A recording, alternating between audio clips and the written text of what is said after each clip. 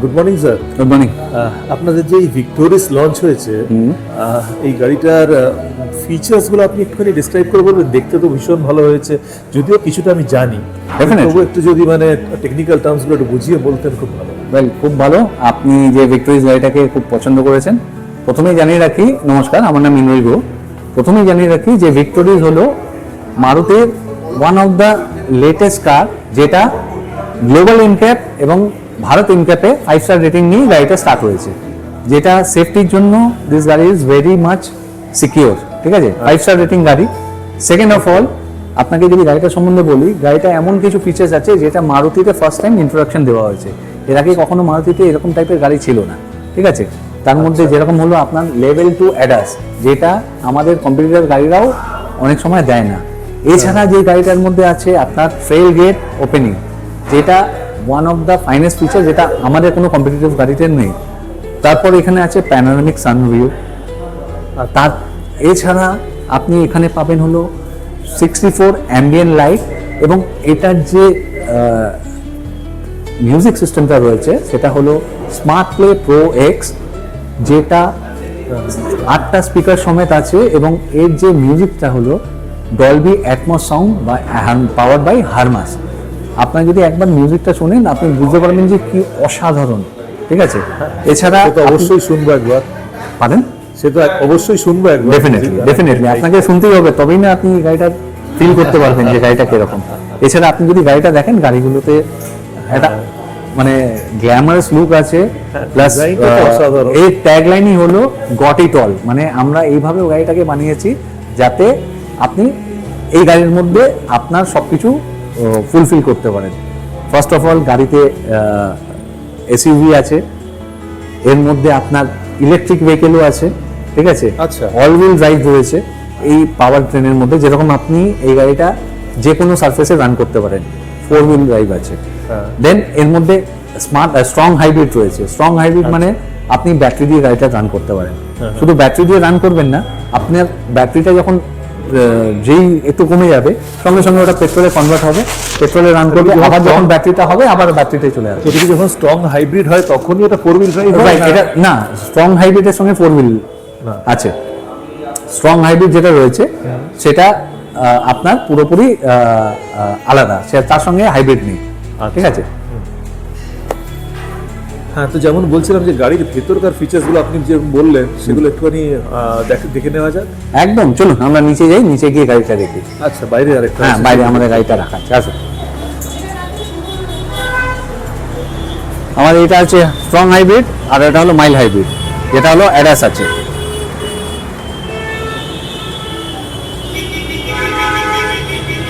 কখনো কখনো নিজের ছবিটাও আনা দরকার নাকি, আমি কি পাবো যে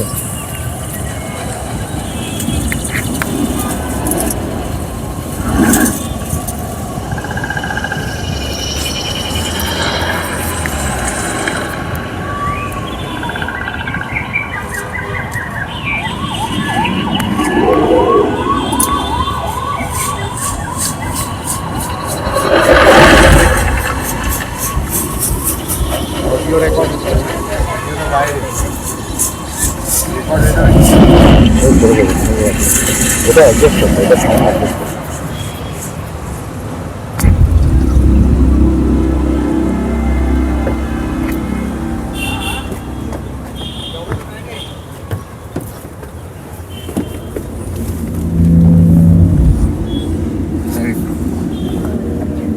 This is Dolby Atmos, the world's first object-based cinematic audio. Dolby atoms Powerful সাউন্ডটা movie যে audio that আছে transcends from channels. এটার বিষয়ে আপনি কিছু বলবেন? এই ডলবি অ্যাটমস সাউন্ডটা Maruti Point accuracy. First time আমাদের আরিনার চ্যানেলে দিয়েছে, যেখানে আপনি রিয়েল একটা থিয়েটার এক্সপিরিয়েন্স অনুভব করবেন। আপনি সাউন্ডগুলো শুনে বুঝতে পারবেন যে থিয়েটারের যে এফেক্ট হয়, সেই এফেক্টটা হচ্ছে। ইনফ্যাক্ট এর মধ্যে 8খানা স্পিকার দেওয়া আছে, 8খানা স্পিকার ইনক্লুডিং বুফার, সামনে ফ্রন্ট স্পিকার, পিছনে রিয়ার স্পিকার। ঠিক আছে, প্লাস মিউজিকের স্পিকারটা হলো হারমানের। Captures the Then- full extent. এই যে ফিলিংসটা, আপনি ফিলিংসটাকে মানে যারা অনুভব করবেন তার মানে এক্সপিরিয়েন্সই আলাদা।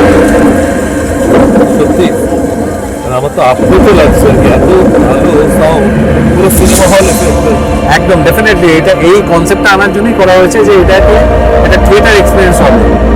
ভাবুন কেউ লং ড্রাইভে গেল, বেসিক্যালি এটা তো এসইউভি গাড়ি নিয়ে কেউ লং ড্রাইভে গেল, যাবার পর তার মনে হলো আমরা একটা মুভি দেখবো। তো মুভিটা এখানে যখন চলবে তখন আপনি কি করবেন, আপনি মুভি হলের মধ্যে বসে দেখার একটা এক্সপিরিয়েন্স গেইন করবেন, এই জন্য এটা বানানো।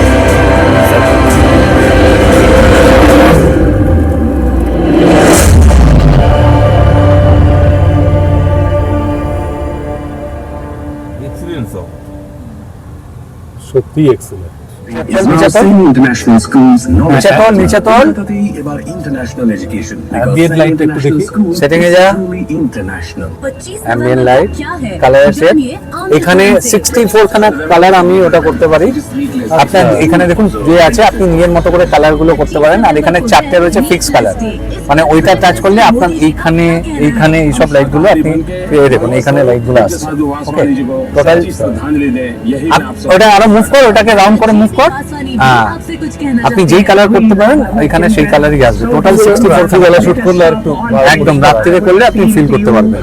নাও এখন আমি যেই জিনিস নিয়ে আলোচনা করব সেটা হলো অ্যাডাস 2.0, যেটা আমাদের এই ভিক্টোরিয়াস গাড়িতে দেওয়া হয়েছে। ইনফ্যাক্ট মারুতির ফার্স্ট কোনো গাড়ি যেখানে এই অ্যাডাস ফিচারটা দেওয়া হয়েছে। অ্যাডাসের ফুল ফর্ম হলো অ্যাডভান্স ড্রাইভিং অ্যাসিস্ট্যান্ট সিস্টেম, যেটা আমাকে গাড়ি ড্রাইভিং এর সময় অ্যাসিস্ট করছে, গাড়িটা যাতে সুন্দরভাবে চলে, গাড়িটা যেন কোনো কোলাইড না করে, গাড়িটা যেন প্রপারলি চলে, লেনের বাইরে না চলে যায়। তার মধ্যে আমাদের এখানে 10টা ফিচার্স আছে, ফিচারগুলো এক একটা করে বলি। Adaptive cruise control with car speed reduction, the second হলো লেন কিপ অ্যাসিস্ট, থার্ড হলো লেন ডিপারচার প্রিভেনশন, ফোর্থ হলো লেন ডিপারচার ওয়ার্নিং, ফিফথ হলো ব্লাইন্ড স্পট মনিটরিং, সিক্সথ হলো rear cross traffic alert, seventh হলো high beam assist system, eight হলো vehicle speed warning, ninth হলো front collision warning, and the last one is automatic emergency brake AEB, যেটা one of the top most features. যেটা কি হয়, সামনে যদি আমার কোনো গাড়ি চলে আসে, এটা সেন্স করে, সঙ্গে সঙ্গে ওটা নিজে থেকে ব্রেক লাগিয়ে দেবে। আমি যদি ব্রেক নাও লাগাই, আমি যদি বাই চান্স অ্যাক্সিলারেটর পা লাগাই, ওটা কিন্তু ব্রেক লাগিয়ে দেবে। ঠিক আছে, বেশ। এইটা হলো বাকি ফিচার্স গুলো আপনি বাংলায় যেরকম বলছিলেন একটু ওকে। বুঝিয়ে বলুন। তো আমি প্রথমে বলছি হলো অ্যাডাপটিভ ক্রুজ কন্ট্রোল। যেই ক্রুজ কন্ট্রোল আমি অ্যাক্টিভ করতে পারি 30 কিলোমিটার হলেই, এমনি নর্মাল ক্রুজ কন্ট্রোল অ্যাক্টিভ হয় মিনিমাম 40 কিলোমিটার এবং থার্ড গিয়ার অ্যাক্টিভ হতে হয়। বাট এখানে ওরকম কোনো ব্যাপার না, এখানে আমি 30 কিলোমিটার হয়ে গেলে আমার ক্রুজটা অ্যাক্টিভ হয়ে যাবে। ক্রুজ অ্যাক্টিভ করতে গেলে আমাকে কি করতে হবে, ক্রুজ বটনটা অ্যাক্টিভ করতে হবে। দেন আমাকে কি করতে হবে, আমি গাড়িটা চালাচ্ছি 80-তে ক্রুজটা অ্যাক্টিভ করে দিলাম। আমি গাড়িটা চালাচ্ছি হাইওয়ে দিয়ে, আমার সামনে একটা গাড়ি আছে যার স্পিড হলো 70 কিলোমিটার। আমার গাড়িটা ওর স্পিডটাকে ক্যাপচার করে নেবে এবং আমার গাড়িটাও 70 কিলোমিটার স্পিডেই রান করবে। ওই গাড়িটা যদি কোথাও গিয়ে ব্রেক মারে, আমার গাড়িটা ঠিক ওর পিছনে গিয়ে ব্রেক মেরে দাঁড়িয়ে যাবে। 3 সেকেন্ডের মধ্যে ওই গাড়িটা যদি আবার স্টার্ট করে, আমার গাড়িটা আবার অ্যাক্টিভ ক্রুজে ওর পিছনে ফলো করতে থাকবে। ঠিক আছে, এইভাবে চলতে থাকবে। এবার রানিং অবস্থায় ভাবুন আমার গাড়িটা 60-তে রান করছে, এই যে টার্ন করছে, ঠিক আছে, এটাকে বলা হচ্ছে কার্ভ স্পিড রিডাকশন। আমি যদি 60-তে এরকম কার্ভ করি তাহলে কি হবে, আমার গাড়ি পাল্টি মেরে যাবে। তো গাড়ি যখনই টার্ন করছে, আমার গাড়িটার সেন্স কাউন্ট করে অটোমেটিক্যালি স্লো হয়ে ওই কার্ভটাকে আরামসে বেরিয়ে যাচ্ছে। আচ্ছা, এটা one of the finest feature when I am travelling in highway. কোনো ন্যাশনাল হাইওয়েতে আমি যখন রান করছি, যেই রাস্তাটা একদম ওপেন স্ট্রেচ, যেখানে কোনো বাধা নেই, মানে আমি স্পিডে চালাতে পারি, তার জন্য adaptive cruise control is very effective. Then হলো লেন কিপ অ্যাসিস্ট। আমরা যখন গাড়িটা রান করছি, লেনের মাঝখান দিয়ে যাতে রান করতে পারি, এই জন্য গাড়িটার মধ্যে সামনে একটা ক্যামেরা আর সেন্সার আছে, যেগুলো আমাকে লেন এর মধ্যে দিয়ে চলার জন্য অ্যাসিস্ট করবে, আমরা যাতে লেনের মাঝখান দিয়ে চলি। দেন হলো লেন ডিপারচার প্রিভেনশন। এবার আমি চলতে চলতে হট করে লেনের বাইরে চলে যাচ্ছি, বাই চান্স যদি লেনের বাইরে চলে যাই, গাড়িটা আমাকে আবার চাকাটাকে টর্ক করে লেনের মধ্যে ঢুকিয়ে দেবে, যাতে আমি লেনের বাইরে না চলে যেতে পারি। তারপরেও যদি আমি বাই চান্স লেনের বাইরে চলে যাই, তখন আমাদের ওয়ার্ন করবে, লেন ডিপারচার ওয়ার্নিং বলে একটা অপশন আছে, সেটা আমাকে ওয়ার্ন করবে যাতে আমি লেনের বাইরে চলে গেছি, আমাকে ইন্ডিকেট করে দেবে। দেন হলো ব্লাইন্ড স্পট মনিটরিং, এটা একটা ভেরি এফেক্টিভ জিনিস। আমি যখন গাড়িটা রান করছি, আমার পিছন দিয়ে কোনো গাড়ি পাস করছে, আমি যখন ওআরভিএম এ দেখি আমরা গাড়িটাকে দেখতে পাই, কিন্তু বাট একটা সার্টেন টাইমের পর গাড়িটাকে আর আমরা দেখতে পাই না, তখন গাড়িটা আমাদের খুব কাছে চলে আসে, বাট আমরা ওকে ফিল করতে পারি না। তখন কি হবে, আমার ব্লাইন্ড স্পট মনিটরিং আমার এখানে স্ক্রিনে শো করবে যে আমার এইখানে গাড়িটা রয়েছে, আমার এই চারদিকে যে সেন্সরগুলো আছে ওটা আমাকে ব্রিফ করাবে যে এইখানে গাড়িটা রয়েছে। তারপরে আমার চলে এলো রেয়ার ক্রস ট্রাফিক অ্যালার্ট, মানে আমি যখন গাড়িটা রিভার্স করছি, আমার গাড়ির ক্যামেরাটা আমার এই পিছনের ভিউটা দেখাচ্ছে, বাট সাইডের ভিউগুলো কিছু দেখাচ্ছে না। বাট সাইড দিয়ে যদি কোনো গাড়ি আসে, আমার এখানে সেন্সর আছে যেগুলো আমাকে বলে দেবে যে ওখান দিয়ে কোনো অবস্টাকেল আসছে, তো আমি সেই মতো নিজেকে অ্যালার্ট করতে পারবো। আচ্ছা, দেন হলো high beam assist. High beam assist হলো আমি যখন হাইওয়েতে যাচ্ছি, উল্টো দিক থেকে একটা গাড়ি আসছে যে হাই বিমে আছে, তো অটোমেটিক্যালি একটা সার্টেন টাইম যাওয়ার পর আমার বিমটাকে লো করে দেবে, যাতে আমি আরো দুজনে আরামসে ক্রস করে যাই। আমি যেই ক্রস করে যাবো ওকে, আবার আমার বিমটা হাই হয়ে যাবে। দেন হলো ভেহিকেল সোয়া ওয়ার্নিং। ভেহিকেল সোয়া ওয়ার্নিং হলো আমি যখন গাড়িটা চালাচ্ছি, চালাতে চালাতে আমি খুব ক্লান্ত হয়ে গেছে, হয়তো আমার চোখ লেগে এসছে, তো সেই সময় আমার লং ডিস্টেন্সের সময় হয়, আমার তখন কি হলো, হয়তো চাকাটা একটু মানে স্টিয়ারিংটা একটু বেঁকে গেল, গাড়ি সেন্স করে নেবে এবং আমাকে সঙ্গে সঙ্গে অ্যালার্ট করবে যে গাড়িটা একটু ডিসব্যালেন্স হয়ে গেছে, যাতে আমি আবার জেগে যাই, আমি যেন গাড়িটা কন্ট্রোল করি।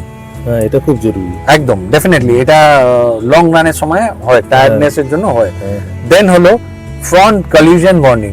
আমি যখন গাড়িটা চালাচ্ছি, চালাতে যাতে আমার সামনে একটা অবস্টাকেল আসছে, ওটা নর্মালি 4 হুইলারই হয়, যখন অবস্টাকেল আসছে সঙ্গে সঙ্গে এটা আমাকে ওয়ার্ন করবে যে সামনে একটা বাধা আসছে। এটা 3 রকম ভাবে হয়, একটা হলো লং একটা ডিস্টেন্স অ্যাডজাস্ট করতে পারি, একটা হলো মডারেট ডিস্টেন্স, একটা হলো খুব ক্লোজেস্ট ডিস্টেন্স, এটা আমি আমার সেটিং এ গিয়ে করতে পারি। And last and final thing is automatic emergency braking. এই ওয়ার্নিং করার সঙ্গে সঙ্গে কি করবে, যখনই মনে হবে যে কোলাইড হচ্ছে, সঙ্গে সঙ্গে ও নিজে অটোমেটিক ব্রেক মারবে। আমি যদি ব্রেকে পাও না দিই, আমার গাড়ি অটোমেটিক্যালি ব্রেক মেরে দেবে, যাতে আমার কোলাইড। এই সব মানে সত্যি যদি তারপরে ঘুমিয়েই পড়ি, তবুও ব্রেক মেরে সেফটিটাও দিয়ে হ্যাঁ, দেবে। যদি সামনে থাকে এটা ডেফিনেটলি ব্রেক মারবে, কেন এটা এইভাবেই বানানো। বাট তারপরেও নট দ্য লিস্ট, যে আমরা যখন ড্রাইভিং করবো আমাদের অলওয়েজ সেফ ড্রাইভ করা উচিত। আমাদের যদি ঘুম ফুম পায়, ডেফিনেটলি তখন আমরা গাড়িটাকে কোনো জায়গায় সাইড করে থাকবো, কেন ঘুম পেলে কিন্তু ভুল করেও গাড়ি চালানো উচিত না। যতই আমাদের কাছে সেফটি ফিচার্স থাকুক, যতই আমাদের কাছে হাই এন্ড গ্যাজেট থাকুক যেগুলো আমাকে অ্যালার্ট করছে, but then accident can happen any time. সে তো বটেই, তবু এটা হাতের কাছে একটা ব্যবস্থা করা ডেফিনেটলি এই জন্যই এটা করা হচ্ছে, যাতে আমরা যতখানি ম্যাক্সিমাম সেফটিটাকে অবলম্বন করতে পারি, এরপরে যাতে আর কোনো বড় কিছু না হয়। বাই চান্স যদি কিছু হয়ে যেতে যায়, তখন কিন্তু এরা আমাদের প্রোটেক্ট করবে। Good, thank you. বেশ।